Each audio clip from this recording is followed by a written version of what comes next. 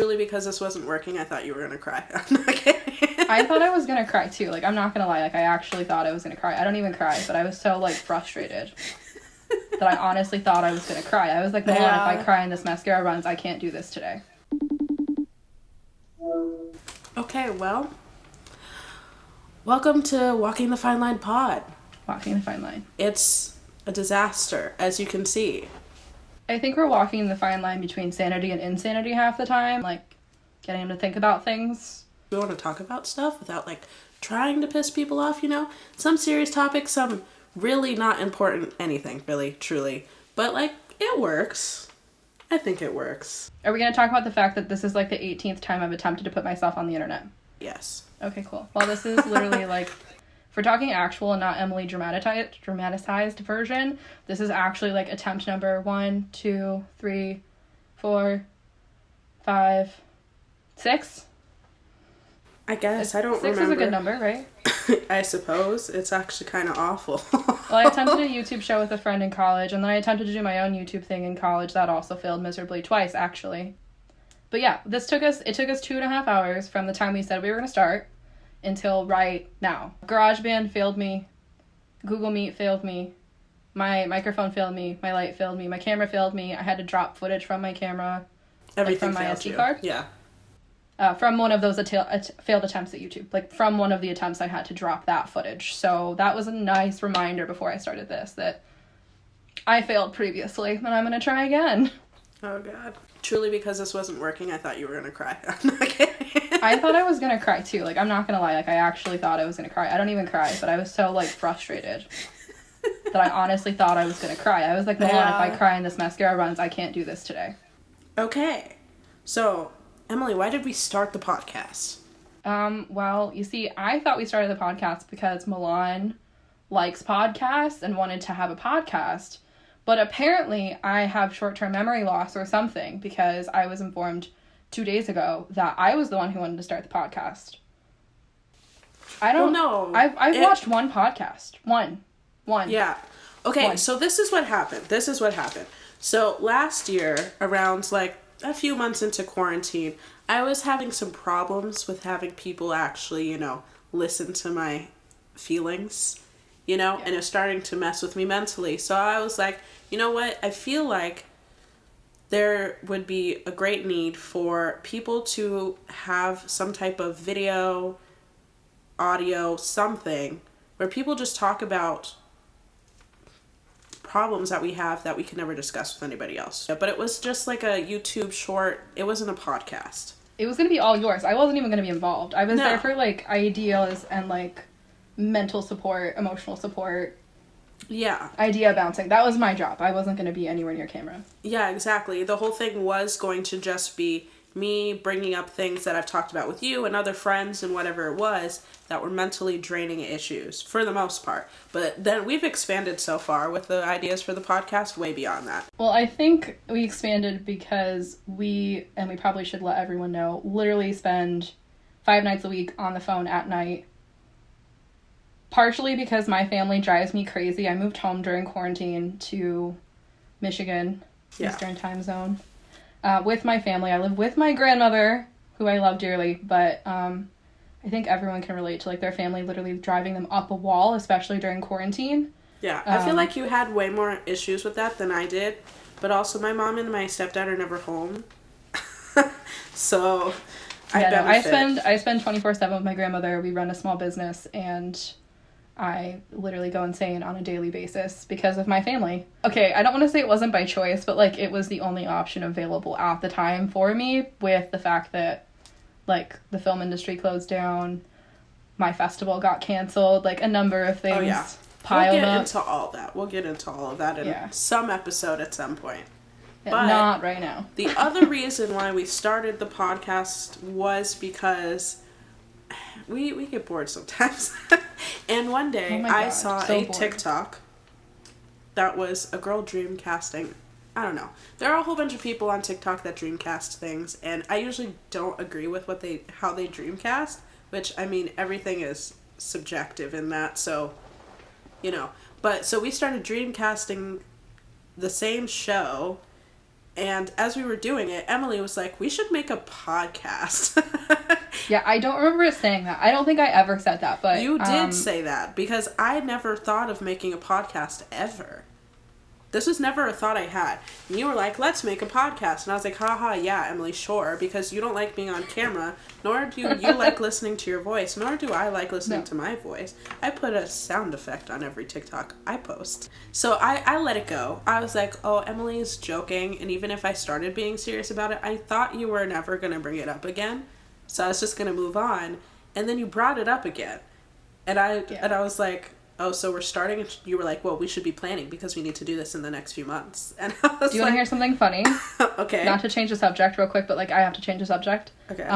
We've taken so long trying to get this to work, my camera battery is dying. Oh, my God. Do you have another camera battery? Yeah, I've got tons. Cool. Should I just keep talking? Hello. But there's a lot of things that come up in the world, and a lot of things that are really important that we want to talk about. Things that we think... other people around us need to hear from perspective of two different people talking about the same subject. So that's why we're doing that. So everybody, meaning absolutely no one, because everybody that's watching this, at least for the first while, probably already knows how we met. We met in college. We went to a film school that we're not going to name.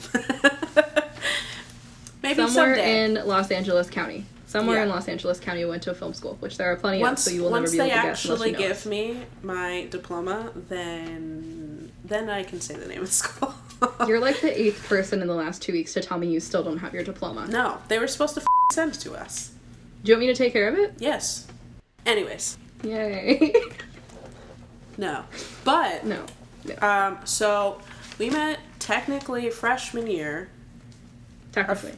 But Emily was gone for a while, and I didn't meet her until the end of freshman year, when we finally had a class together. We would have met at, like, orientation at the Warner Brothers. They go to, the Warner Brothers thing, all the freshmen go and tour, but I had to go home because I had dance.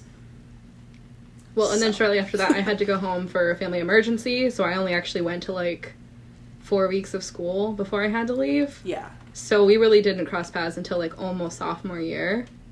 Yeah. And at that point, we weren't friends. No. Like, we weren't, we practically hated each other. Okay, except for your reasons for hating me were very different than my reasons for hating you. That's true. Yeah. I mean, honestly, I have to say this. Not going to school anymore made us way better friends. But yeah, we met at the end of freshman year. Ish. We were in class together, but also you were gone at least twice or 3 times. You did go home multiple times that quarter. I went home the first time for the rest of the semester. I went home the second time for a week and a half, which you seem to think was like a month, but it was a week and a half. You were gone for so long. For another family thing. I had a couple family things come up, and I feel like I probably should address it at some point because we do mention it a lot, but like it's kind of a downer. So like, I don't know if I should bring it up at this point. So the way our school used to work was we had quarters. And each quarter, fall, winter, and spring quarters had 12 classes, and summer used to have 11. They changed it now. I don't know what the it is anymore. But she was gone for like 3 of them out of the 12 classes. So if that gives you any indication. So then sophomore year, you were friends with somebody that I was friends with. And then I was also friends with some of your other friends, too. Yeah. I mean, we probably should specify it was a pretty damn small school. Like, our graduating class was only, like, 60 people. Yeah. I mean, in total, how many people were there in the school? Like, 500? Not even. Like, 300? I think we usually floated... When we first started, we floated between 300 and 400. I think it got bigger. It got way bigger. As we were there longer. It was way too big at the end. But, yeah, we were friends with similar people. And then we ended up having a class together, and you became my note person because... Yes. I took very detailed notes. Like, I was, like, obsessive about my notes freshman year. I had, like, a whole entire... Like, I went so far as to, like, Google the images the professor was using so that I could put them in... Like, the graphs and images. Like, I had everything. Yeah. I was obsessive. And I used to be like that, too, but it was so hard because it was a 4-hour class, and he wouldn't pause. And so it's just 4 hours of slides, and I'm handwriting it because I don't like writing things on the computer. I hate it with a burning passion. So she would type it, and then she'd send it to me, and then I'd handwrite it. I was actually the note person for like 4 or 5 Yeah, people in that class. yeah. I'm pretty sure everyone had my notes. Yeah. So, I mean, don't feel bad. But even then, we weren't friends yet. Then one day, there was something outside of school. I don't know what was going on. I think it was a set, or it was during lunch or something. And I saw her. And okay, so I have this biggest pet peeve about certain clothes that Emily used to have. And she used to have these, like, you know, the fuzzy sweaters that aren't just fuzzy. It looks like there's, like, feathers on it. It's that vibe, you know? She used to... It was from Kohl's. I don't know what to tell you. I made bad fashion choices. I still do. Like, it was soft. I liked it. Well, okay, so she used to have those. And and one day, and she used to wear, like, jeans and, like, a beanie. Like, a very large beanie, by the way. Oh, yeah. I still have a bunch of them. I'll probably end up wearing them, but it's like 86 and humid here right now, so Yeah. not right now. But, so, and then she was outside and she was, you know, just wearing tennis shoes and a dress, and I was like, yay, the sweater's gone. Yeah, what she's not saying is that I was being weird again, and I had color coordinated my Converse, because this was like 2014, 2015. Yeah, it well, was 2015. It was basically a baseball tee dress with blue... Yeah, and like a pair of matching Converse. Yeah. But regardless, I walked up to her and I was like, you look nice. I like your outfit. We should go shopping together. Why I said that when I hate shopping, I don't know. But, like, all of my friends were friends with her and I wasn't really friends with her, so... It was super weird. It was out of nowhere. From my perspective, it was this girl that I kind of knew from class that I had, like, admitted I had a crush on this one guy we shared a class with. I was, like, attempting to become friends with her during that class with the notes. Yeah, that was a bad choice. That was a bad crush. We're not going to get into that. The reason she told me that was because she exhibited, which apparently is a flirting tactic of hers, some very elementary level flirting where she threw something at one of the boys, and I asked if she liked him, and she said, no, I actually hate him. Actually, I like this person. And I was like, no way. That we had class with. Yeah. Yeah, it was super awkward. But anyways, point being, like, I had tried to kind of become friends with her. I thought she was nice, kind of, sort of, by that class. For the most part. She missed a lot of class that time, actually. That class you missed a lot of. When I missed a lot, you were there. When you missed a lot, I was there. Yeah, I had a lot of dance back and forth. But anyways, year. I danced a lot. Anyways, I didn't even kind of know her at all. Like, we had talked, like, a handful of times about said crush and about school notes. It was like a science class. We learned about dinosaurs or something. I don't remember. It was earth science. I remember there was something about evolution in that class because I fought with somebody about something stupid. But, it was earth science. Like, other than that, it was earth science? Yes. Who knows? I don't remember. That class was something about dinosaurs in my mind. I don't know. I like earth science. I barely knew her, and she, like, walked up and was like, I like your dress. And I was like, and that's okay. And I don't like dresses either. No, she hates dresses. It's like, what? And she's like, we should go shopping sometime. I was like, I don't know you. She also hates mirrors. We, like, take pictures of her outfits when we go shopping because she doesn't like looking in the mirror. Like, it's a whole thing. It's like a Clueless moment. No. I can do mirrors as long as it's not nighttime. That's fair. I have an issue. It's because of a trailer for a movie I saw when I was little. But I can do mirrors most of the time. But also the mirrors at, like, malls make me look really short and it stresses me out. I'm not that short. And it kind of bums me out when I look in those mirrors. Yeah, but so that's how we met. Yeah. Please get my diploma. Please get my diploma. No, seriously, I'll text my old boss after this with your address and I'll just have her send it to you. That's how I got our other friend. That's how I got her diploma after she complained on Facebook for like 6 months. And honestly, I was living for it. I was living for it. I was like, yeah, you talk shit. I know. You do that. Yeah, but I'm still a moderator. You're gonna be like 50 years old and still moderating the Facebook group? Like, yeah, I guess so. Like, I took it on when I was young and I'm still doing it. When I was young. The way you said that was like, oh, my youth has left me. Oh my god. Time for topic change. We need to move into stuff, man. Okay. I also need to change my battery. I thought it was fully charged. It's flashing. It's flashing. Oh my god. Okay. I'm gonna have to buy new batteries for us to do this. Okay. Time out on my end. Okay, ready? Yeah. I'm back! Okay. We're Gucci. Ew. Don't ever say that again. What? Don't say that again. What did you say? You said we're Gucci. And I said, ew, don't ever say that again. You know what? I have to say that I've been saying that since I was a sophomore in high school. I know you have. You've always said it. And every single time. You used to say that it was cringy. Now you stopped saying that it was cringy. It's cringy, but, like, it's so far ingrained in my brain. Like, sophomore year is what, 15? It's been 10 years. That would be like me saying that, you know, a word that I've never said with true sincerity. That'd be like me being like, swaggy. You know, my friend who started using the word Gucci also used to say that. But, like, he said both of those all the time. I kid you not. The head boy at our school, he said... I know, you had head boys. Yeah. We'll talk about high school at some point. But the head boy used to say, like, swaggy on every morning announcement. We were so cringy in high school. I didn't participate in that. No, but, I'm saying us, like, we, like, our generation was cringy in high school. Oh, yeah, and everybody on TikTok's obsessed with it. I don't understand that. Everybody's obsessed with these past generations of kids, right? I've seen people make videos about, you know, showing clips of high school in, like, 2016. We were in college already. Yeah, no, it really bothered me. I think you were the first person, like, the first TikTok I saw was, like, your TikTok when you were showing...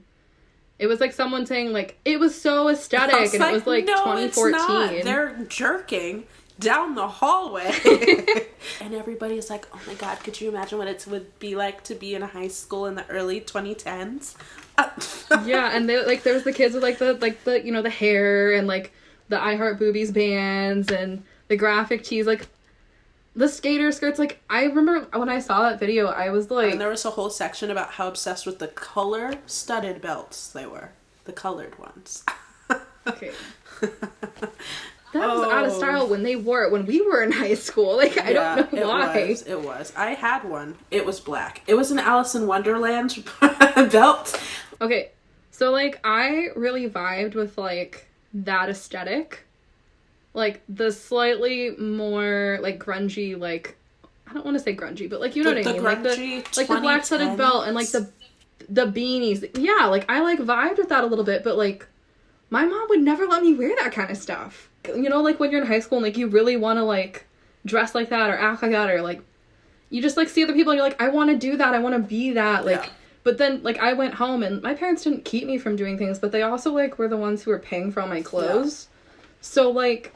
I didn't get to dress the way I wanted to dress necessarily. I literally used to wear a shirt, and everybody's seen this image, and who's anywhere near our age will know exactly what I'm talking about. But there was a shirt that had these two skeletons kissing on it. I used to wear that all the time. All the time. It was one of my favorite shirts. I had it, and when college started, I was like, it's so cute, but I'm never going to wear this again. So I think I got rid of it. My mom might have saved it because it was something I wore a lot, and she does that. But I don't know. Yeah. I do have to ask why. Like, I don't understand. I just don't understand still why the kids, and I'm saying kids because, like, they're still in high school. But, like, for instance, my niece is 14 years old, and she is, like, thinking that this aesthetic, this vibe, this whatever you want to call it, of, like, when we were in high school is so old and so cool. And I'm like, because okay, but it wasn't that many years ago. It is to them. It's just like, I mean, if you think about it, the way that we look at the 2000s, we still idolize it because we weren't in high school. Even though we were alive for it. We were just younger, you know? They watch as 7, 6, 7, 8-year-olds, whatever. They're watching Pitch Perfect. What other movies came out around that time? And they're like, oh, I'm going to be like that when I get older, because you don't think about time change. So we're watching Mean Girls and frickin' Confessions of a Teenage Drama Queen and what? Oh my god. And, like, Princess Diaries and whatever else. And we're like, that's going to be us in high school. You know, I have to say anything is better than romanticizing, like, what our parents wore in high school, though. Like, anything is better than Honestly, that. I think my parents looked really cool. like parachute so cool. Pants, though? My parents did not wear parachute pants. Well, like, my parents didn't wear them, thank God. But, like, we're from a small town. It takes fashion, like, 6 years to get here when it hits LA. This. But, okay, let's be clear, though. Teenagers on TikTok are obsessing over pretty much everything from the 50s up. Yeah, no, it's like this weird combination of like 50s, 60s, 70s, 80s, 90s, early 2000s, 2010s now. Like, it's like everything that all at once. Me. I was like, could you at least wait until I like turn 30 to start romanticizing? No. Wait until my 10-year reunion to start romanticizing any year I was in high school. Please. I feel like that would be fair, but it just didn't happen. And it's like all of it's converging. It's moving so fast now.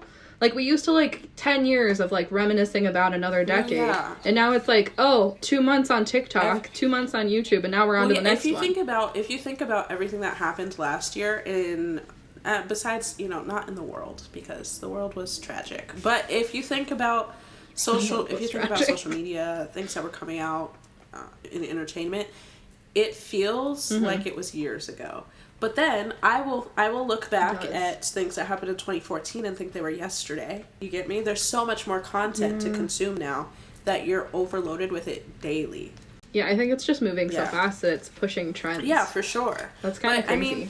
I mean, like, you know me, I love the 80s, but I think there's also this combination of you're always going to like the generation of teens/young adults that came right before you got there. That's just always going to be a thing because that's what you're looking forward to. That's the next...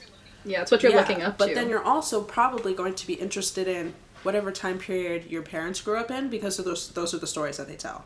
Yeah, no, I think that might be more of a you thing than a me thing. I don't remember thinking my parents were cool, but, like, I understand where you're going with it. Yeah, but I mean, like, for a lot of people, like, if you think about time periods that generally you think about or know more about or romanticize more, it's probably connected to someone you physically know because they've mentioned it, right? Yeah, I think you might actually agree with this. I think the nostalgia that, like, I experienced, like, the wanting to be like that I had when I was growing up was, like, my uncles, who are, like, between 12 and 15 years older than me.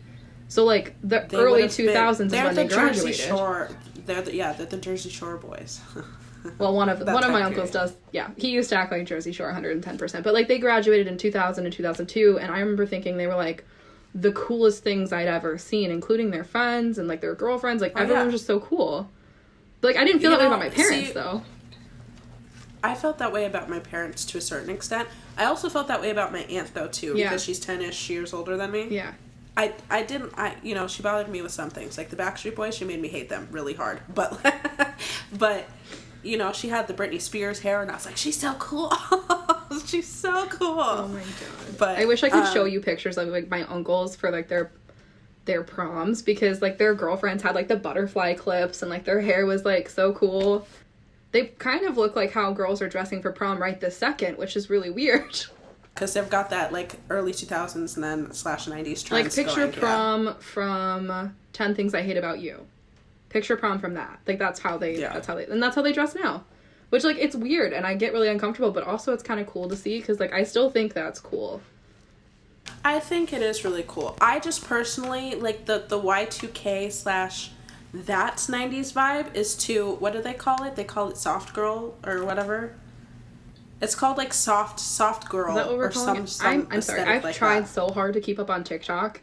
But I'm not struggle. Sure that's what it's called, because I know there's, like, dark academia, there's, the 70s vibe, the 80s vibe, which I don't think have cottage core. I think there's that's cottage one of core, them. but I'm pretty sure it's called soft girl, and there's soft boy, and then there's E-boy and E-girl, which was, like, 2020 or 2019. But it's the people that wear all the light colored shit. It's like the pastel shirts and the with the Air Force Ones, and which I hate the fact. I saw some girl talking about how Air Force Ones were out the other day and that you really needed to find a better style, and I was like, oh. You know what happened the other day, though? I put on skinny jeans the other day. All my jeans were dirty. I hadn't done laundry. Like, whole living with your grandma situation. Like, sometimes she does my laundry, sometimes she doesn't. Who knows? But I had to put skinny jeans on because I had to go into the office at our small business, and I had to have something that wasn't leggings or sweatpants, right? Which is now everyone lives in those, but I wasn't allowed to wear them to work. So I put on these tight skinny jeans from, like, I must have bought them, like, 5 or 6 years ago at this point, and I'd, like, never really worn them. And I was like, oh my God, they're so uncomfortable. Why did we do this? Why? Like, why did we do this? And my grandma was like, you look so nice, I agree Emily. with you on and I the was skinny like, jeans thing, no! but I'm never gonna stop wearing skinny jeans. skinny jeans always kind of look nice, you know? They're flattering, I think, on some people, most people Yeah, even. Like, but especially if you style them well, they're always gonna look nice. I have bootcut jeans that used to be my mother's that I still own, and they're low rise. I have... So they're in style. They are, yeah. And then I have my mom jeans, and I have my skinny jeans. Those are my choices. I used to have bell bottoms that were mine as a child. Obviously, those don't fit because I was 7. But, you know, I think I think it's cool to have different types of jeans, even, like, though I'm probably not going to choose to wear skinny jeans because it's just a lot of work to put on. When I can just, like, pull my mom jeans on. Yeah. Okay, but, like, I have to ask, so if you had to pick, like, one decade that, like, you feel nostalgic about, like, you feel nostalgic about this decade. Okay, but nostalgic every in single what day of the way? week. Because I feel nostalgic about my childhood every day, but that's not because of things besides I miss being a kid, because when I was a kid, I was never like, do you know what? I can't wait to be an adult. I hate all of you guys. I was like, it'd be cool to experience being an adult, but I'm fine. I'm chilling. Okay, so, like, we can say that we definitely have nostalgia for our own childhood, which was, I mean, it was the early 2000s when we were, like, little kids. Yeah. Because by the time we hit 2010, we were in high school. Yeah. But, like, if you had to pick a different decade. 80s. If you had to pick another one, like, the 80s. Yeah. Duh. Yeah. That's because you're obsessed with Lost Boys. I don't know what to tell you. It's not just because of the Lost Boys. How much you know it's true. But it's... So my parents, my dad, I'll say my dad. My dad was in school in the late 70s and early 80s in high school. And the way he used to talk about his childhood, the fact that they could get away with stuff like that because they couldn't contact them when they left the house just blows my mind. But, like, I don't know. There's something about the way that mostly my mom was kind of, you know, always chilling alone reading books. That was, like, her thing. Your mom was a loner. Yeah. Your mom was a loner. Yeah. And she only, when she did, like, hang out with people, she only hung out with, like, 1 or 2 people at a time. She was never, like, a big group type of person. That just wasn't her vibe. I think it probably stresses. She doesn't like groups. The groups stress her out. But my dad was really into hanging out with a whole bunch of people, going to the arcade, you know, going to the movies and just staying there all day, going into the middle of the woods and throwing parties and keggers and whatever else. That's so crazy. Yeah. And so, I don't know. It's just something about just existing that was so nice. Minus the fact that, like, obviously my dad had a bad time because, you know, he went to an all-boys school that was mostly full of white people and he's black. But, you know, besides that, like, you know, the fun things, those chill things about the 80s sounds nice. But I think this is one of my biggest issues with TikTok is that I feel like even though I'm nostalgic about the 80s, I still realize that there's significant problems with the 80s that really would have sucked. You know? Yeah, no, I also agree that people don't take into consideration, like, when, especially people who are younger, when they're going, I would have loved to live during this time period, they're not thinking about, like, what the ramifications of that would be, like, the sexism, the racism, the, you know, the fact that in some of their favorite decades, women didn't have rights. Oh my god, it is like whenever they say, I miss when men were like this, and it's like, and it's almost like... Women were treated like crap back then. Like, that's not ideal. And truly, some of those actors and celebrities that they're talking about are great people. Like, they truly were really good people. Mm-hmm. But the time period, you know, didn't really allow for that. No. But no. And let me guess, your decade of choice would be the 90s. The 90s, I am. Yeah. Like, the early 90s into, like, the mid-90s. Dave Grohl every day. Okay, no, that's dramatic. I mean, I love Dave Grohl, who doesn't? But, like, I think I vibed with that since probably high school. Like, I just love, like, even every genre of music. Yeah. I just love the way they sounded in the 90s. Country, like, I know you hate country, but, like, the 90s country music was beautiful. 90s was, like, it really wasn't the birth of punk rock. I could go on, like, a whole long tangent about that, but there's something to be said about what punk rock was in the 90s, or just generally punk. Rock in general, alt music, that's kind of like it was like the peak of, like, alternative music was the 90s. I personally, that's what I think. But, like, you can hear a song and be like, oh, this is alternative 90s music. Like, it has a very distinct quality to it that it just hasn't existed. Yeah, well, I heard someone mention something on a TikTok. We're going to talk about TikTok a lot. So sorry, but we are. Somebody's mentioned on TikTok about the specific, like, differences between the decades, and something specifically that they personally liked was how dark the 90s were. Even when people were pop, bubble gummy, whatever, preppy, it was still kind of had a darker tone to it in comparison to 80s and 2000s. You know, I have a theory about that. I think it's because the 90s kind of opened up for people to be more authentic. Yeah. And, like, if we're talking about everybody's personal daily life, like, none of us are happy all the time. No. A large majority of our population deals with anxiety and depression. And there was such a welcoming tone to the 90s as, like, come as you are, not to quote the Nirvana song, but, like, come as you are. And, like, it's okay to, like, have a harder edge, and it's okay to not be and, like, happy all the time, or, you know. The other thing, too, with that is that as the decades went on, there was a bigger introduction to child stars, which meant a lot of teen content. And for the most part, like, I honestly, if you really think about teen content, it's either comedies that has a lot of really messed up content within it, or it's a teen drama. There's not really very many truly lighthearted teen things. Well, you watch rom-coms. Those might have some lighthearted, but the stuff that I watch doesn't. And I feel like... So, in my opinion, like, the lighthearted teen content didn't start to exist until the late 90s. Like, that's when it really... Like, from 95 on, that's when you start to see more of, like, the lighthearted, like, the Bring It Ons, or, like, Clueless, or, like, that was kind of the decade where that kind of stuff started. So, like, I love the movies during that time, too. The 80s and 90s teen movies were everything. They really were. Now, I'm going to give credit where credit is due to Mr. James Dean for, you know, Rebel Without a Cause. But, like, that Throwback, the original teen drama. For real. While he's, like, 23. I know, but that's just how it is. You're always playing younger. That's just Hollywood, man. Not anymore. And it's really weird. No, it has shifted recently. It is good, but it's weird. It's good it's a more relatable person to put into a role. It doesn't put these, like, unrealistic expectations on young people. Yeah. Because they're seeing people who are their own age in movies. It affects But filming. I also think... Yes, I know.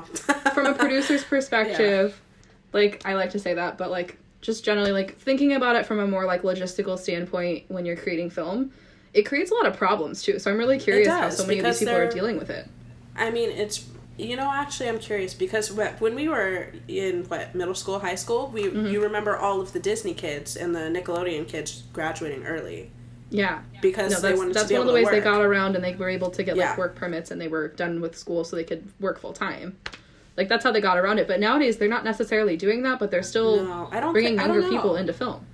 They might be, and maybe it's just that because the kids that did that before, they would tell us when they finished school. They would announce it. Yeah, but I don't think the kids now really care about that as much. But the interesting thing now is that a lot of the content is really dark and honestly more mature. Yeah. When it comes to teen things. And there's a lot of limits on what kids can do. So it surprises me that they aren't casting older because of that. And it always makes me think of The Runaways, which I don't know if you ever saw. But, you know, it's been on my list for years, and I still haven't seen it, and I have, like, a growing list. Like, I wish I was joking, but my list is probably, like, 300 movies at this point that I have not seen that I probably should have by now. Yeah. Well, yay! Let me just explain this in brief detail in the way that I do when I try not to get demonetized or get my video muted and things like that on TikTok or on YouTube or whatever. There's a Ceci scene. Okay. And I think I heard about this. Kristen was 19, maybe 18, 19. Okay. Dakota Fanning was 17, 16, somewhere around there. Awkward, right? Yeah, So there were rules and regulations. Obviously, certain amount of you could only kiss a certain way. You could only touch a certain way. It was a lot of weird stuff. And honestly, when I think about Euphoria and like, right, I feel like a lot of content is kind of like that, or it has a lot of narcotic use. I feel like in Euphoria, almost all of them were over 18, though. They were, but I'm saying in general, like, this is another conversation that people bring up a lot, is that people just want a normal teen show, but everything's so intense. Everybody's having Ceci scenes, And I hate when you say that so much. I know, but I don't know. It just reminds me of the way that 14-year-old niece says that. I think I told you how she says it with an M. Yeah. I hate it. Smexy. That's not a word. Don't use that word. Yeah, and I hate it. And they use a lot of narcotics, and there's no normal just teen things anymore, which is true. Well, to but be in fair, that case, if we're talking about what teens are actually experiencing nowadays, it's not easy. It's not clean cut. It's not an iCarly episode. If we're being honest, teens have always been like that. We just didn't film it. But regardless of that, the issue with that is, right, to have all of your content like that, but then everybody to want teens to actually be cast in these roles, you gotta pick and choose what you want. Because you can't have content like that and have people doing all that stuff and have 16-year-olds playing the part. No, it just isn't gonna work. No, I mean, honestly, most of the stuff that happens in a lot of the shows would be fine, but I wouldn't be comfortable watching an actual teenager playing those parts, personally. Well, and we have to think about the fact that they're still underage and their parents still have a hand in, like, what they're allowed to do, and some parents aren't going to be comfortable with that. And those kids might not even be comfortable with that. Like, say you're 16 Okay, this is, like, totally off topic, but, like, it relates. So, I did dual enrollment classes, took college classes when I was in high school, and the high school paid for it, thank God. But, like, I was in an acting class, and I got extra credit points for being an actor for this director class. And I was like, yeah, sure, like, I'm down. Like, who cares? It's an extra hour. I'll get extra credit. I'm excited. So, I went in. And, like, my scene was supposed to be, like, two lovers who are, like, meeting up again after a while. And they're supposed to kiss on the lips. And it was, like, a, hey, how are you? Like a quick kiss to start the scene. Dude, the dude was, like, 26 years old. He was the sweetest thing in the world. But I was 16 years old. And I know it's not for professional, and it's not like it was going on camera. It was a theater acting class. Yeah, no. But, like, I went to the director, and then I went to, like, the teacher of the class, too, like, the professor of the class, and I had, like, a little, like... Yeah. come to Jesus meeting with them. I was like, hey guys, like, I know we all don't want to talk about it, and I know that we all forget that I'm still young because I'm in a college class, but I'm 16 years old and he's 26, and I really feel uncomfortable kissing him even just in front of this group. I don't feel comfortable with that. That brings like, up the whole concept of, you remember, like, okay, the biggest example I can think of that everyone within the age ranges of probably 13 to 30 will at least know. Haha, 13 going on 30. Yeah, I love that movie.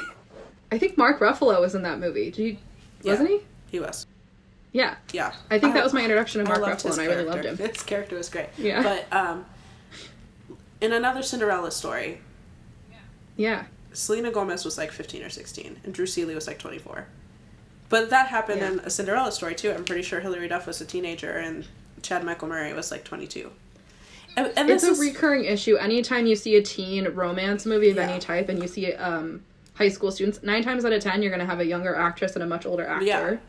Well, and it puts them in, like, obviously you read the script before you sign on, but, like, they have to be comfortable doing that. I feel like the number of times I've read articles where the girl's, like, the female actress is like, I wasn't terribly comfortable with it, and I was a lot younger than him, but, like, I went through with it anyways. And I'm like, well, we don't need that in the movie. Like, you don't need it. You truly don't. No, Disney has perfected that. We don't need it. You don't need any kisses. Bollywood has done it forever. And honestly, when there is a kiss in a Bollywood movie, it's awkward. I'm like, I think half of the reason why they cast older is to make them look the same. Because just think about, what is his name? The guy, he was in Maze Runner, the blonde one. I think he also guy played who plays Ferb's voice? Ferb's voice. He looked 12 until he was, like, 25 years old. Yeah, no, that's happened so many times. Yeah, and I mean... There's a ton of actors who look like Leonardo DiCaprio was 19 when he was in What's Eating Gilbert Grape. Do you remember what he looked like in What's Eating Gilbert Grape? He was 19? He was 19. I looked. I have to... Hold, please. I have to reevaluate my life real quick. He was 19 years old. Oh my god. Like, that's part of the issue, right? Is that they look so young. Mm-hmm. And, I mean, you think about... So they cast older guys to make it match, but then it's like, you got a 16-year-old and a 26-year-old in the same scene. But then you have, like... and then they get older, and then you've got to start evening it out, because then the guys are, like, 50, and the girls are, like, 30-something. I mean, sure. But, yeah. We should go back... What were we talking for this? We were doing nostalgia, and we kind of finished the topic, and we had, like, transferred into this topic. I think that was everything we wanted to talk about for nostalgia. Yeah, pretty much. We talked about, like, our favorite decades, and... Cool. Do you need to change your battery, or are you good? Hard telling, my friend. I seem to have, like, a third of it left. This battery's lasting a lot longer than I thought it would. Okay, well, let's continue on. ScarJo. Oh, Scarlett Johansson. I love her. I love her. Okay. Listen here, you guys. This is like our Disney, Marvel, Black Widow thing is stressful. Why are you timing out? My camera's saying movie recording has been stopped automatically, so I think I have to go click record again. Give me 2 seconds. Oh, my battery's about to die. Okay. Okay. Next topic. Before we start this conversation, let me just say, we are filming this in August. We are. Today is August 13th, which means that if new stuff comes out, we don't know about it yet. So. No. We've had so many conversations about it. We have. And it's just kind of a bummer. It's really kind of a bummer. It's a bummer, and it puts a lot of things into question about the way the industry is going to move forward, like the film industry, and also what it means for females in the industry. And mind you, we're talking about Scarlett Johansson and the Black Widow premiere that premiered on Disney Plus and had a theatrical release on the same day, and that was not contracted. And where Emily did find a quote from something. I don't know, what is this from? This is from Deadline, right? Okay, so Deadline, if you don't know what Deadline is like the most reliable source of news most of the time in the film industry. Yeah. I, just for kicks, looked up on Deadline, like, their official article on, like, what had happened, which is that, essentially, the contract stated, and the contract was signed in 2019 before the pandemic hit, that ScarJo would have a typical theatrical release in no less than 1,500 screens across the U.S., and something that's been brought up time and time again is not only did they break the contract from what we know, but also she was promised certain bonuses for certain box office numbers, and there's a potential of not hitting those so it's like a twofold. They broke the contract, and they're potentially also not giving her full bonuses. Yeah, it just kind of you're not going to hit the box office numbers that you would usually hit if you're streaming, and you can, once you buy it, I'm pretty sure once you buy it, you can stream it forever, right? I honestly don't know. I haven't actually done that on Disney. I haven't actually, like, done, like, the purchase and then well, not only that, can you buy it at home, and then multiple people can watch it, right? If you're in the same household, so that's however many tickets for however many people are sitting in your house watching it with you. Yeah, and also, like, for instance, my aunt and uncle down the road, they like to, like, have little, like, streaming parties with their very close friends they spend a lot of time with. Yeah. So suddenly you've got, like, 3 households hanging out in the living room watching one movie that was purchased one time for $30 instead of having each and every single one of those 15 or 20 people's individual tickets at the box office. But so supposedly, right, Disney made a comment saying that it was, what was the word they used, callous of her? Yeah, they called her callous and some other things. To be upset about the whole situation when the pandemic is going on. But here's the problem with that statement within itself is that if the excuse behind it is the pandemic, when there are theaters that are in fact open and have been open. Yeah. I have the quote right here about what Disney said, if you want me to read it out real quick. Read it. Okay, so what was said, and I'm quoting directly from the Deadline article, a Disney spokesperson said, "There is no merit whatsoever to this filing, and the lawsuit is especially sad and distressing in its callous disregard for the horrific and prolonged global effect of the COVID-19 pandemic. Disney has fully complied with Ms. Johansson's contract, and furthermore, the release of Black Widow on Disney Plus with Premier Access has significantly enhanced her ability to earn additional compensation on top of the $20 million she has received to date." I don't believe that it's callous on her part, even though there is a pandemic going on. The theaters have been back open. Here's the reality. It's not even the fact that theaters have been back open. If they were going to decide to make this because of the pandemic, we're going to release it situation, then there should have been a conversation between Disney to her or whoever is in charge of her contract to change her contract to include the same whatever amount of money she was getting per box office numbers for Disney Plus and for physical theater. But they didn't do that. There seems to be, like, this misconception that you can't change contracts once they're signed. You can, 110%, if both parties agree and, you know, they sign off on it and it's been filed that way. Yeah. You can change contracts whenever. Like, it's just, a lack of communication between her team and them. Yeah. And by her team and them, I mean them, because it's also come out that her team tried to contact Disney repeatedly, letting them know that they had seen that they had been releasing stuff on Disney Plus, and that ScarJo was 100% expecting still a theatrical release with no Disney Plus release. Like, her team did try to contact them and talk to them about it, and from what I understand, again, this is all just hearsay, we're reading articles, we're seeing stuff online, like, we don't personally know anybody in the situation. Yeah. But, like, that's on Disney. Like, that's on their team for not, like, discussing it with them. The disappointing part in it also is that you have to consider the fact that it's the second released, you know, female-led Marvel film. Yeah. No, it was a big deal. And it has one of the lowest box numbers for the first weekend out of any Marvel movie ever. It's not one of, it is the lowest box office number. From the last time I checked, it was still the lowest number. I have never heard anybody say really actually ever any negative things about Natasha Romanoff as a character. No. So the numbers are surprisingly bad. You know? I'd say shockingly bad. Yeah. Like, it's terrible. Yeah, and like for Marvel, for everyone. They would be a little bit lower just because of the way that Marvel fans tend to, you know, lean towards, you know, women-led films in Marvel.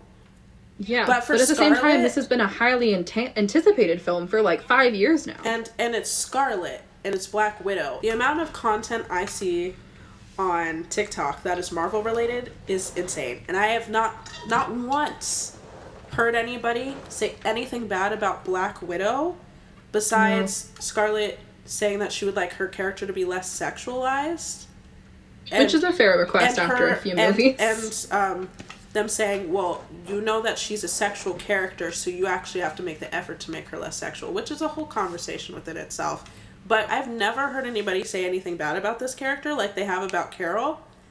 Mm-hmm. And Black Widow still did that poorly. And I get that it had great numbers on Disney Plus, but when you're taking her percentage or her cut out of the equation because it was not included in the Disney Plus percentage for box office they may have level seats or whatever. Since the last thing released, they may have decided to give her part of the Disney Plus premiere numbers. Like, that's not really publicized. That type of like, even the number of streams that Disney Plus gets for that isn't necessarily publicized. They keep it very private. Yeah. So, like, we don't even know if she has been compensated for the numbers through Disney Plus because no one's made any statements. I feel like she probably has. She has to have been by this point. Well, she would have been compensated regardless. I just don't think she would have been compensated for the ticket sales of it. Do you get me? And it's just the worst part about it is that it's her last time playing the character. Yeah. And that's currently what's... Well, yeah. But I mean, I don't... If you haven't seen the Marvel stuff, I don't really want to spoil it. I haven't even seen it, and I still know what happens. But, like... Yeah. Because of what happened with her character, this takes place earlier in the timeline. And it's supposedly her last time working with Marvel. And for it to go out like this is really sucky. That's awful. I do want to still read that quote from the SAG-AFTRA president. And if you don't know what the SAG-AFTRA union is, it's two unions that have been combined, and basically they cover the well-being and fair treatment of all actors, whether it's stage, theatrical, voice, etc. That's essentially what they are. This is what the SAG-AFTRA president, Gabrielle Carteris, I might be pronouncing that last name wrong, said. And this, again, I'm quoting from a Deadline article. Gabrielle said, Disney should be ashamed of themselves for resorting to tired tactics of gender shaming and bullying.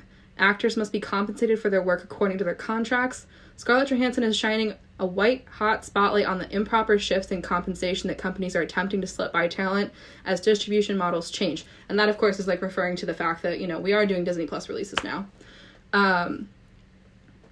Nobody in any field of work should fall victim to surprise reductions in expected compensation. It's unreasonable and unjust. Disney and other content companies are doing very well and can certainly live up to their obligations to compensate the performers whose art and artistry are responsible for the corporation's profits. Additionally, we are deeply concerned by the gendered tone of Disney's criticism of Ms. Johansson. Women are not callous when they stand up and fight for fair pay. They are leaders and champions for economic justice. Women have been victimized by pay inequality for decades, and they have been further victimized by comments like those in Disney's press statements. These sort of attacks have no place in our society, and SAG-AFTRA will continue to defend our members from all forms of bias. Yeah. So she really went hard on Disney, saying, that's just, we're not going to stand for this. And I think there is something to be said about the fact that, we can't say it is directly because she's a female. Like, you can't defend that argument. But, like, there is something to be said about the fact that, females still tend to be paid less in this industry than males, even when they're on screen just as much. Yeah. The number of times that that's happened or that's come out on Deadline or whatever news source you want to use, it's been coming out forever and it's still happening in 2021. Like, I would never have thought that was going to happen. Yeah. And I think the fact that Scarlett and her team are standing up for their contract, like the SAG-AFTRA president said, like, is shining a lot of light on the fact that these companies are trying to slip changes by the actors with the changing times and then calling them callous when they say, hey, like, we understand there's a pandemic, but you're still making bank. Why don't you give us our cut? Like, yeah. There's something to be said about that. Like, why are companies doing that? And imagine playing, at this point, she's played the character for 13 years. Yeah. Which is the same amount of time, I'm pretty sure, that Robert Downey Jr. played Iron Man. It's longer. She showed up in the second Iron Man movie. Yeah, she did. And it's longer than Chris Evans was Captain America. It's longer than Chris Hemsworth was playing Thor. And the fact that she's dealing with this is really messed up. But there's a lot of things being brought up in the industry right now because of what she's doing. And which is good. Honestly, I think that's a good thing. It's awful to say this, but every single time something happens with an actor in the industry, whether it is a gender issue, a race issue, whatever it is, the changes that are being made are very important. It just sucks that the people that are dealing with them have to deal with them.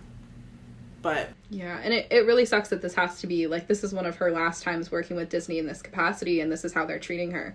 Like, I think I'm not going to sit and call Disney out and call them bad employers. I don't know the full story. Nobody knows the full story, and nobody knows, how she's treated them. Like, there's two sides to every story, but I think that they slipped on this one. They took a misstep. I feel like every time I look at one of these situations, the main thing it always comes down to is just a lack of communication. Well, yeah, for sure. Like, a lack of communication can ruin everything, and I wish that people and companies, specifically companies, especially people like Disney, companies like Disney that are, like, the front runner of the industry, they own so much of the content, they make so much of the content, they're so important to the way things are changing.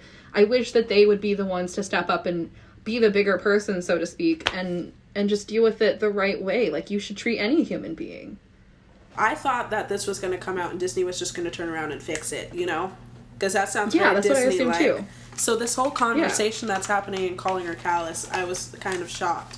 But also, even if there was a whole thing about releasing it on Disney Plus and that was fixed, there's a good chance that the reason in the first place, which because this was signed in 2019, so that had nothing to do with the pandemic, was that simply she wanted it to be a theatrical release because films are supposed to be released theatrically.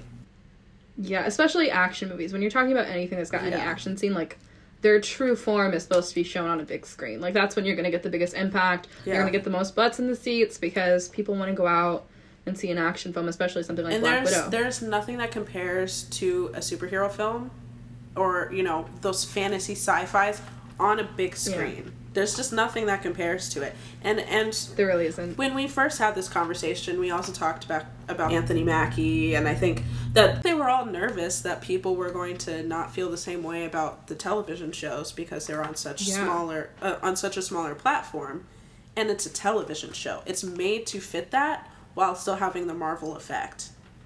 Yeah. But when you have a movie, it's not made for that. It's made for a theater. A big screen. So and if you have actors that are worried about it when it's made for TV, you have to imagine how somebody would feel about a film being put direct, which, you know, it's being done all over the place now, and who knows how actors feel about it because they don't bring it up. But I think that would be an important conversation to have, because that will also affect how streaming services function as well. It affects how streaming services function, but it also will start to affect how even, like, the director and director of photography are handling set. It's going to affect the entire future of film. It does. It really does. It changes everything when it comes down to it. It changes every single little aspect of how a film is made and how it's released. Yeah. So. And this is such a childish way of thinking about it, but think about the way that kids think about movies and TV shows. Do you want to be a star on the big screen, or do you want to be a star on TV? On the silver screen. Yeah. But now it's and there's nothing wrong with releasing things online. I have no problem with that. You know I don't. But at the same time, no, but it needs to be a conversation about it. When things change, you have to communicate. Because you're telling me you are not, like, maybe this generation is different, but it's like the concept of direct to TV movie versus when we were younger, direct to TV movies were always absolute crap. Like, there were a handful of, like, gems. But, like... Yeah, which, honestly, a lot of the movies that have been released online in the past, you know, however long they've been doing the streaming service thing, have been pretty good. I mean, there's some teen movies that are questionable. Like, there's some bias there, you know? Like, especially... I would say anyone over the age of probably 20. Because I think I have a little brother who's 21. I feel like he'd agree with me. Anyone over the age of 20 is going to sit there and be like, direct to film movies, or direct to streaming, or direct to... Yeah. They don't tend to be as good. They have a lower budget, you know? Like, maybe their actors aren't as popular. Unless you're on HBO and Netflix have some high budgets. HBO doesn't count. HBO is their own. That's a whole other conversation. But I love HBO, man. I do too. But I think it's not even that. Like, most people nowadays don't have the patience to do literally anything, and that's just something that we know. We know that because we're a part of that generation of people. But do you get what I mean? It's just like, I think everybody's fine with it being that way, which affects a lot of things, because you can't do something if other people don't really care about it. If your consumers don't care, then you can't really try to push it. And I think that was also part of Scarlett's reasoning behind not releasing on Disney Plus, because it was clearly always Disney's plan to release films on Disney Plus opening weekend anyways, if that had to be a part of the contract in 2019. I don't necessarily know if they said anything about not doing it. All that I saw was just that... Well, no, I don't know for sure. They were going to have a traditional release. Like, that was the wording that was used. Traditional release. And Scarlett's team has said, traditional release, by everyone's standards, has always meant... Well, yeah, you're going to have a theatrical only release. That is a traditional release. Yeah. But I'm saying that if that was a thing that needed to be contracted, it's most likely that Disney had planned to release things on the streaming platform week of as well. Am I sure on that? And they really should have communicated that. I'm not sure on that. But obviously they knew that if it was contracted. The issue is saying that this is a pandemic-related only issue, when it was already... And that she's callous for not being willing to take a pay cut, or not being willing to understand that they had changed the contract without talking to her. It's... You're breaking contract. Yeah, that's not callous to call them out on breaking contract. It's a problem saying that it's a pandemic-only issue when it was already contracted prior, knowing that this was probably going to be the case, that they wanted to release it at the same time. And then on top of it, going, well, now with the constraints of COVID, we should change your contract. They didn't do that. That's the issue. That's the whole issue. Yeah, no. It really is. And I wish that Disney would just admit that they failed and that they screwed up. And I understand, like, the platform is new and they still want to try to drive people to it, because it's not... people used to say, oh my god, it's such an expensive platform. I'm pretty sure it's the same price as every other platform, if I'm being truly honest. I don't 100% know. I think it's more than Hulu. I don't know how much Hulu is. I don't know how much any of the platforms I have are. I'm pretty sure Netflix and Disney Plus are around the same range. That's because we all have it on auto payment and we don't pay attention. They're around the $10 to $13 range, somewhere within there. Yeah, somewhere in there. It's a very specific grouping of stuff, and the biggest things that they have on there to market off of is Star Wars and Marvel. Those are the things that are outside things that feel like outside things, even though they are now Disney things. That they can pull people in with. So I understand them wanting to pull people in by saying, well, you could go to the movies and see it, or you could just stay home and watch it if you sign up with us. I think no matter how Disney chose to handle it, no matter if they want to do 24 hours, same day, theatrical, like, no matter how Disney wants to handle it, I don't blame them for wanting to do same day releases. I don't blame them for wanting to draw traffic and make money that way too, because there is a large majority of the population who do still prefer to stay home. Yeah. My problem, and I think your problem too, what it all narrows down to is the fact they didn't communicate with Scarlett. Oh, no, for sure. Her team. Yeah. That's the main problem. Everything else is like... Yeah. There are so many nothing. issues. There are so many issues and so many changes in the world that affect everybody in the industry. But still, with those changes, companies need to make sure that the people that are working for them are being taken care of. Absolutely. Yeah. That's well, you know me. That's one of my biggest pet peeves. Like, yeah. I think that anytime you employ someone, it is your responsibility to make sure that their contract is met and that you take care of them and you're not using them or, you know, exploiting them in any way. Yeah. Like, that's important to me, and I think it should be important to everyone in the industry. Like, I think that at the end of the day, we all need to just treat each other like we're human beings with some respect. Yeah. And some communication. Yeah, like, yeah, you would hope. The reason why we started podcasts to begin with, the reason why Emily thought it was a great idea to have a podcast. Emily was like, you know what's fun? Dreamcasting. Do you know what we should do on a podcast? Dreamcast. So that is what we're doing. And then we went to schedule this, and we were like, let's not Dreamcast. And then I was like... Yeah, so when we made the podcast, obviously, this is our first podcast We episode. kind of floated on the safe side. Yeah, we floated on the safe side, which is always our goal, hence the name of the podcast. But Walking the fine line. We will get deeper. Just today wasn't one of those days. We didn't want to, like, make it terribly deep. We didn't want to scare you the first time you're hanging out with us. We wanted to keep everything pretty light for just the first episode, at least the first few episodes. So we were like, you know what? Maybe for the first few weeks, we should do Dreamcasts every week. Why not? They're entertaining. And, you know, we were going to do 3. And, it took me 5 hours to do one of them, so now we're only doing 2. Because I wanted to cry.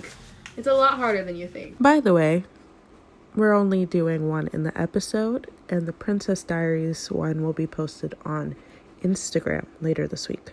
I didn't get to watch all of them, and so I had to go by memory off of the characters, and it made it 10 times harder. And at about 4 a.m, I was like, I'm going to bed, and I didn't finish, and I don't care. So yeah, I didn't finish either, but that's because I went to bed early last night, and then I didn't know I was going to have my little meeting before this. My grandma scheduled me a meeting. Literally, my meeting was supposed to end at 2, and we were supposed to start at 2 my time. So, like, I tried. I didn't finish. I got the 2 movies done. There's a couple characters I didn't finish, but honestly, some of the characters are kind of difficult because typically, when we do this for funsies, we usually go random Dreamcast. A Dreamcast, any actor at any age we want.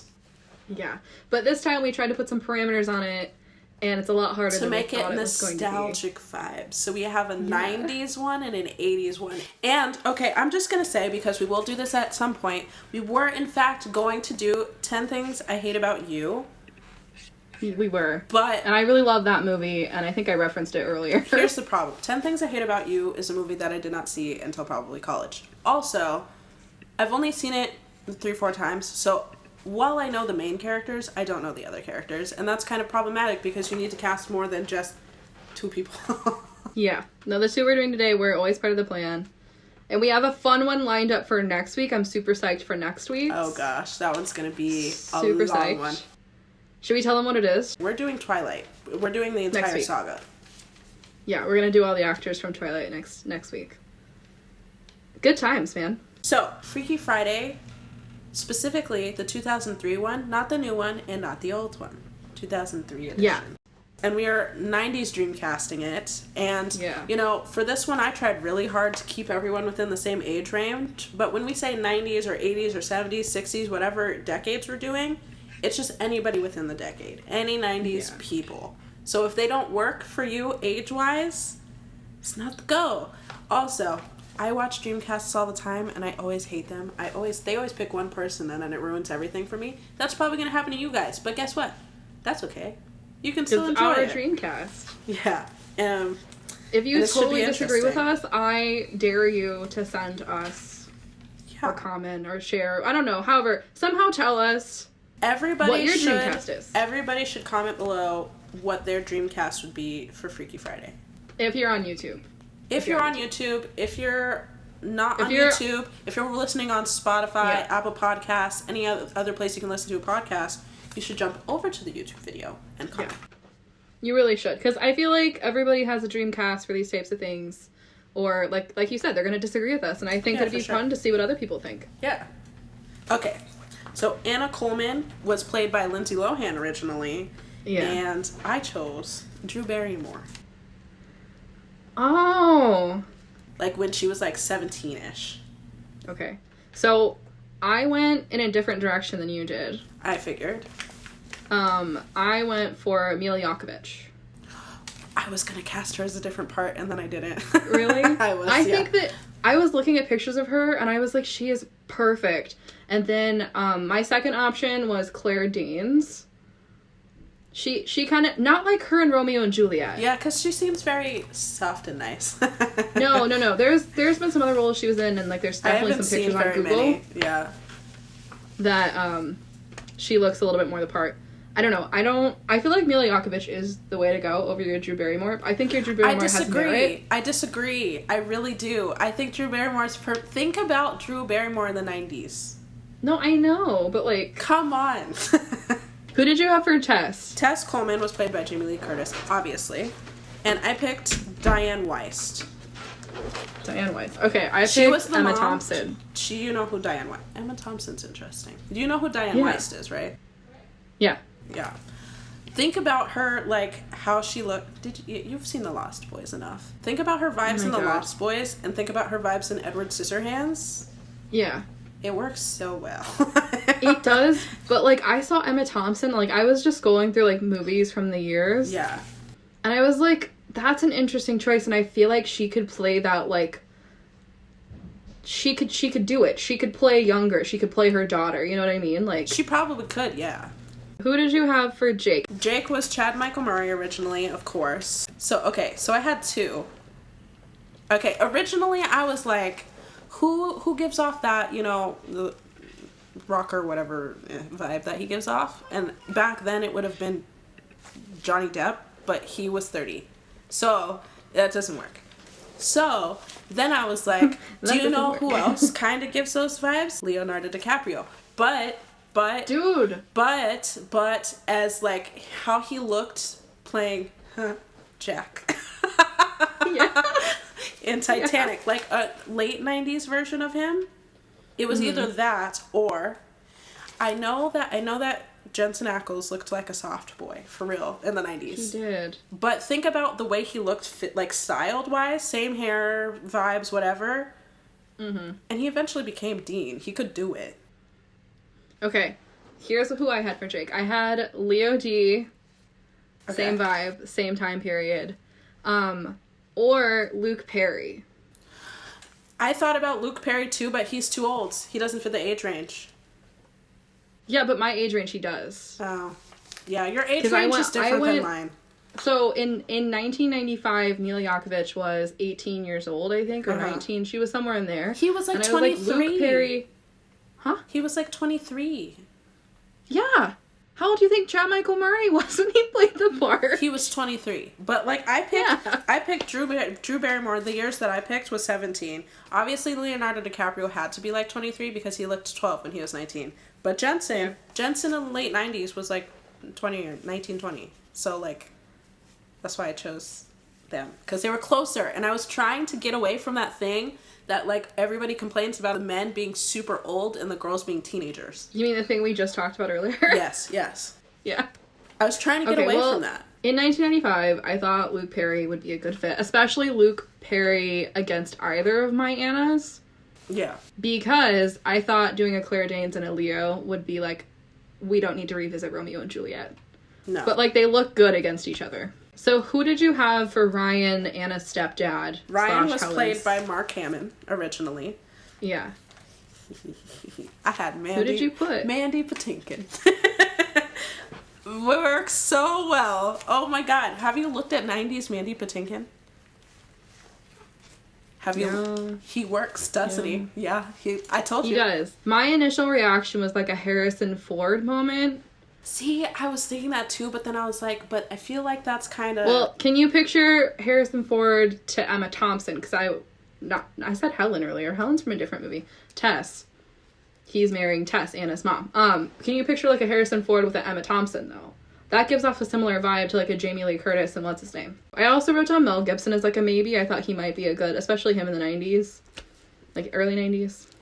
I tried to stray away from like the, Harrison Fords and things. Because that stressed me out. I'm a sucker for Harrison Ford, though. You know it. I love Harrison Ford, too, but every single time I kept putting him in these roles of, like, stepdad or almost dad or whatever, I was like, I feel like this is wrong. For a while, I was thinking about doing Dennis Quaid, honestly. But then I also felt, because he was already a dad in the 90s movies. Yeah, no, I know. But I wouldn't have pictured him. No, well, I couldn't picture him with, Diane Weiss. But Mandy Patinkin with Diane Weiss. That works. Why are you shaking your head at me? You and I went I think every other time we've attempted to do this, we're usually doing it together the entire time. Yeah, we are. So we don't come into it with two separate lists. We usually do it and like come up with the list together. And that's just why I don't even want us to agree on a list. I just think it's interesting. I think it's interesting how different we went. Yeah. Okay, well, let's move on to next person. So we have Harry Coleman, which was originally played by Ryan Mulgarini. I don't know if I said that right. So that's Anna's little brother. Yes. Who was about 10 in the movie, maybe 12. He was 11. I looked. He's 11? I looked. See, I was right, between 10 and 12. Yeah. So I went very stereotypical for one, and then I went, but with Drew Barrymore, would have worked so well. Okay, so first was, of course, JTT. Classic Jonathan Taylor Thomas. Yeah, I feel like he would play that character well, but I think all young guys play characters like that in shows. The very, weird, mean brother. Weird, mean brother. He plays pranks. He's really loud. Yeah. Runs around. He, sneaks in the fridge to get ice cream. Like, that's the kind of the character. But then, where my mind went to this, I couldn't tell you. I don't even know where you're going to go with this. You have no clue. I was God. Baby Gosling. A la Mickey serious? Mouse Club. Oh my god. I don't know why that came up, but I was like, yes, that is who it is. It is Ryan Gosling at 12 years old in the Mickey Mouse Club.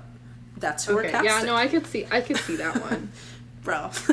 Okay, I went a slightly different direction, and I went that kid that Michelle is friends with in Full House. His real name is Micah Hughes, but he's the little boy with brown hair that Michelle is best friends with in school. He has a bowl cut, right? Something like that, yeah. He's kind of like that. He's very much a troublemaker. Like most of the photos you can find of his character, he's like... I feel like there's like an episode where him and Michelle actually hit each other in class or something. Something like that. So that's where I went with it. But I went with him against, my people. And I thought that he would be... It was possible for Emma Thompson as the mother to have him and have someone like Emil Yakovich together. And it made sense. No, I think both of our things work for who we picked. Yeah. They're just not you can't interchange them at all. No, not at all. Usually you and I, we can interchange, but... Okay. Okay, Next Stacey on the Hinkhouse. list. Yeah, Stacey is the mean girl. Yeah, and she's played by Julie Gonzalo. So who'd you go for? Stacey Hinkhouse, I have two. Yeah, and one I have that's an actual teenager, one is a little older, but she looked really young as well. Okay. I have... rest in peace, Lisa Robin Kelly, who played Eric Foreman's big sister in That 70s Show. Mm-hmm. You haven't really watched it, so I haven't, but I think I know who that is, yeah. Okay. Who's your other one? And then I have Reese Witherspoon. Dude, I have Reese Witherspoon too. As Stacey Hinkhouse? Yeah. She played so many characters like that when she was a teenager, though. That's why. Yeah, no. And I thought she really could pull that off, especially her in the 90s. Yeah, Stacey Hinkhouse kind of reminds me. Have you ever watched Election? I started watching it and I got kind of bored, but I started it, so yeah. But her character, Stacey Hinkhouse, the kind of uppity whatever Snooty. Part of it, reminds me a lot of Reese Witherspoon's character in Election. Okay, so my second person is Tiffany Thiessen. I thought she could she could play bitch real well. Like, I just, you know. Yeah. Especially, like, the I am better than you. Like, I am popular and, like, screw you. Like, Reese really had that, like, I am, like, she looked put together even then. Like, she always looked very, like... Yeah. I sound crazy. That's fine. She's probably one of those kids who had a planner. I don't know if she did, but her characters did, for sure. Didn't you meet one of those kids in, like, 1st or 2nd grade who had, like, a full-on planner and stuff? And it had, like, their friends, first and like... 2nd grade? Yeah, and it had, like, they would, like, bring it to school and they'd be like, can I have your home phone number so I can call you and stuff, right? And then their parents would write their friends' addresses in it so that, like, you know, they could give it to their parents. Oh my god, I knew people like that. Yeah, really that part was me. Like, the planner thing, like, I didn't plan it, but I definitely did that.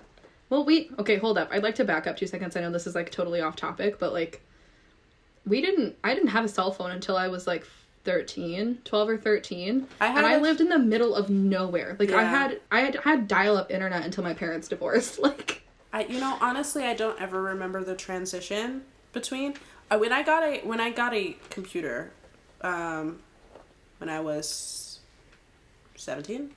We had regular Wi-Fi by then. Oh.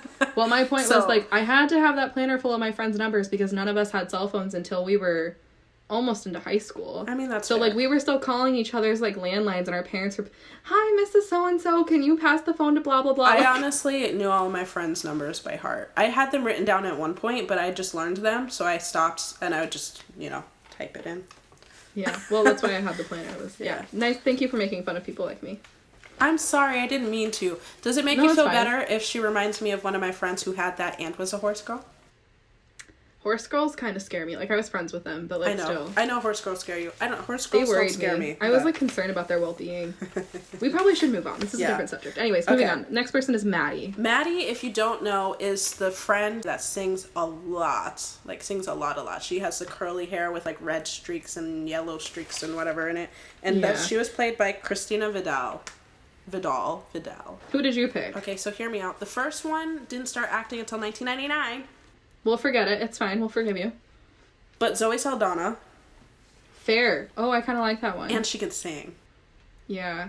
And then my second choice was not Tamara, but Tia Mowry. Very specific. Okay. And they were both the same age, honestly. They were both the exact same age, and they both can sing. But here's the thing, is that Zoe Saldana is also Hispanic, so I felt like that was fair to keep a Hispanic role. But then I was like, somebody else, if we were trying to pick someone who was actually active in the 90s, somebody would be Tia. And Tia would fit that character.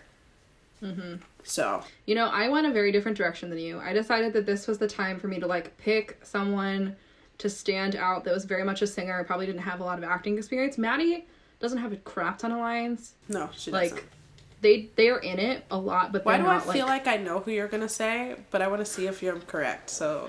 my first immediate reaction was, let's do Shakira in the late 90s. Shakira in the late 90s would have been perfect. I knew it. I know she wasn't really acting or anything, but, like... But I thought, what, she doesn't have to act that well. She has to sing well. Like, most of her lines are singing. That's true. I have a question, though. I have a second one, Has she acted in anything besides Wizards of Waverly Place?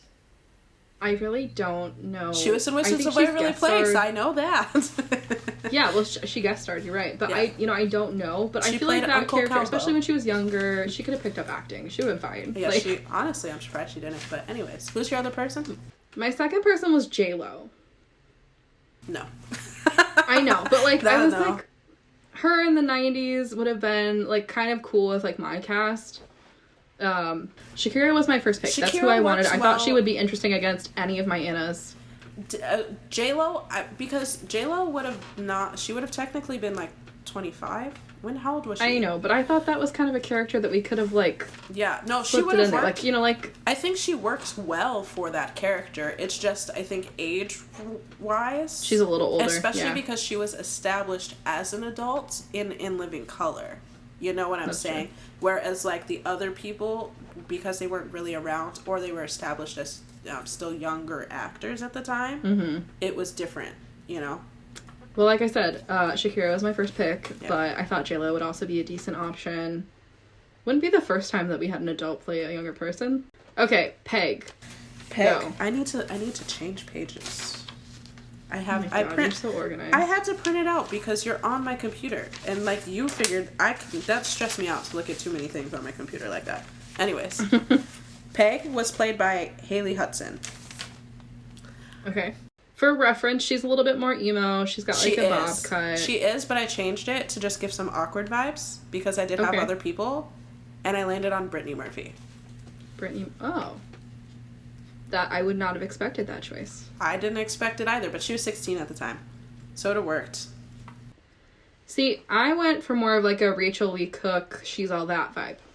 I was thinking about Winona Ryder, but she was in her 20s, and I was trying to do the age thing. I was truly trying to do the age thing. You know, I also thought about Ashley Judd.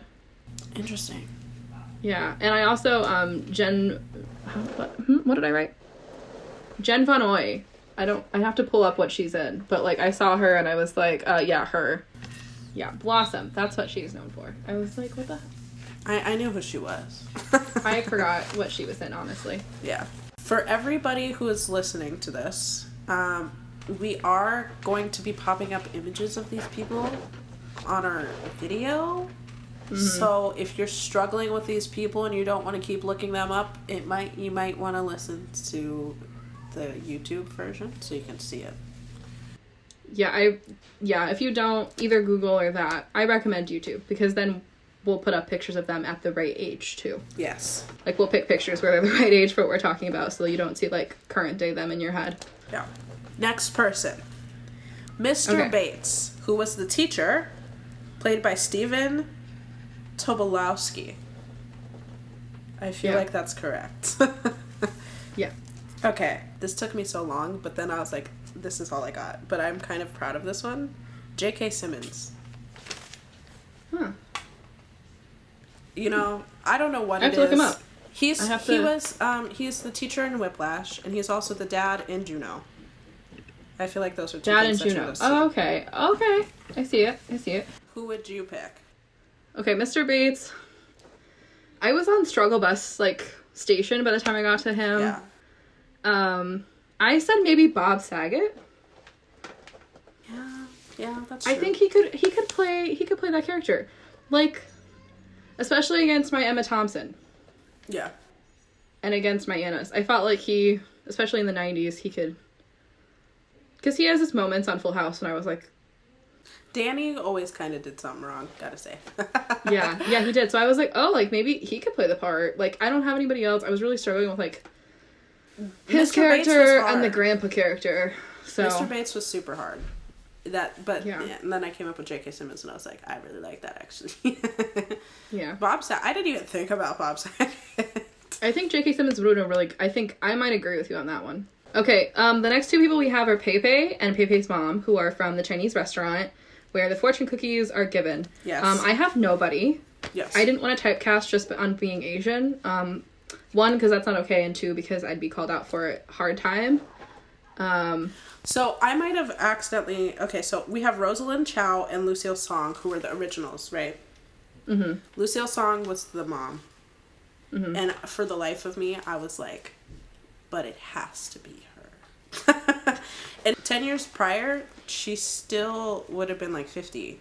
So she still could have played the part. It wouldn't have been that bad. So I did still write her down. But for Pepe, I picked Ming-Na Wen, who played Mulan in the animated Mulan. Mm-hmm. And the age range worked best with them, you know?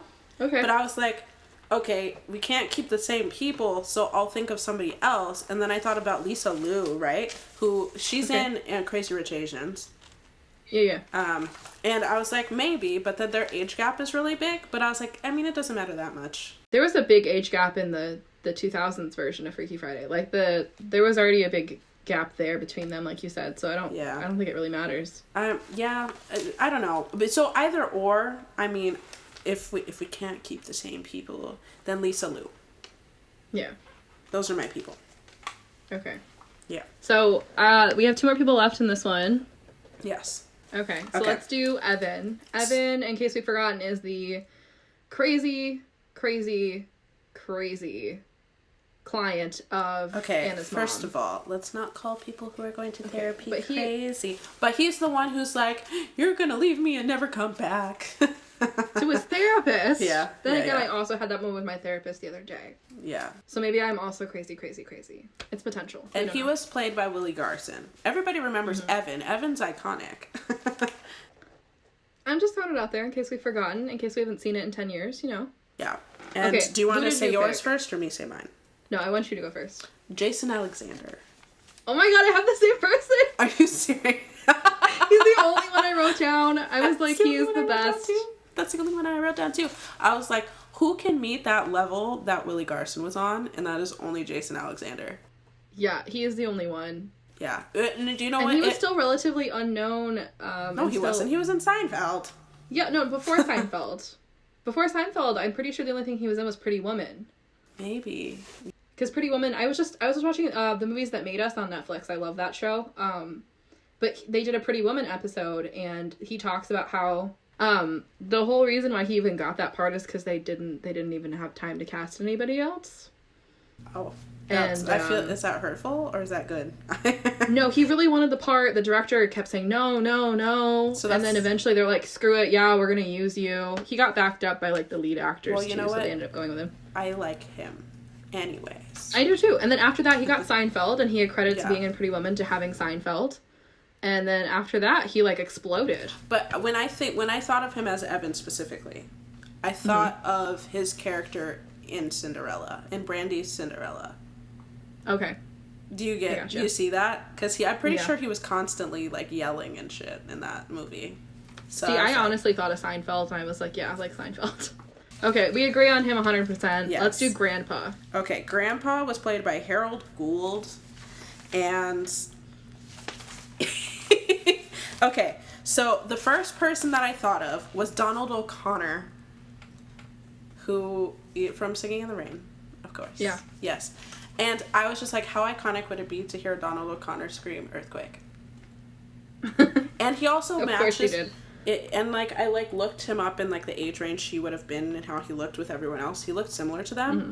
But then also the second person I thought of happened to be Bernard Hughes, and I didn't even like think about it, but I forgot the fact that him and Diane Weiss did play daughter and father in The Lost Boys. So like that already works. I feel like your brain always just goes to Lost Boys. Like, that's your direct, like, you're like, I have to go there. Yeah, it does. Because it's like, there's so many people in it that I refer to all the time, so I just, which will come back in a possible future Dreamcast. Yeah. Okay, so the person I picked, he actually was in Seinfeld with Jason Alexander, too. He played an uncle in that show. And it's Len Lesser. He tends to be a character actor who plays those types of characters. And I saw him, and I was like, I feel like he's perfect. Yeah. And I saw, of course, I'm always, like we said, like, we're looking at, like, our own list. I saw him playing, you know, Emma Thompson's dad really well. Yeah, and he works really, that's the thing. Our casts work really well with our casts. With our own casts. Yeah. The only crossover there is our Reese Witherspoon and our... Jason Alexander. But our Alexander. I think there could be crossover and we could feel both types of ways about all the other characters except for the family. Because the family, it's hard to mix. It is. And honestly, you tried really hard to keep the family looking the same. I didn't try that hard, and I feel like they still look good together. Yeah. I don't know. So that's the end of our podcast. And it was a long one, and it's going to go a lot better next time. But, you know, it's the first one, and I'm actually surprised we got through it because Emily gets all scared, and I don't like listening to my voice. So. And my battery died 6 times. My card got full. My phone died. It was a mess. Better preparation will happen. Yeah. For sure. Because I can't do this every week like this. Oh my god. We will have massive anxiety attacks. I was fine, honestly. I was just worried you were going to cry. No, but we will if we don't do better. Oh yeah, for sure. Or I'll just decide to go to bed. But either way, make sure to like and comment on all platforms that you can. Leave us 5 stars on Spotify and Apple Podcasts. I don't know if you can do that on the other podcast platforms, but I'm assuming you can. If there's anything you want to hear from us, let us know. And what would be your Dreamcast? A 90s version of Freaky Friday. I think that'd be interesting. And if you have any comments to say about the Scarlett and Disney stuff, we'd love to hear it. Down to hear it. Okay. Absolutely. See you guys next week. Bye. Oh, Jesus. Stop judging me.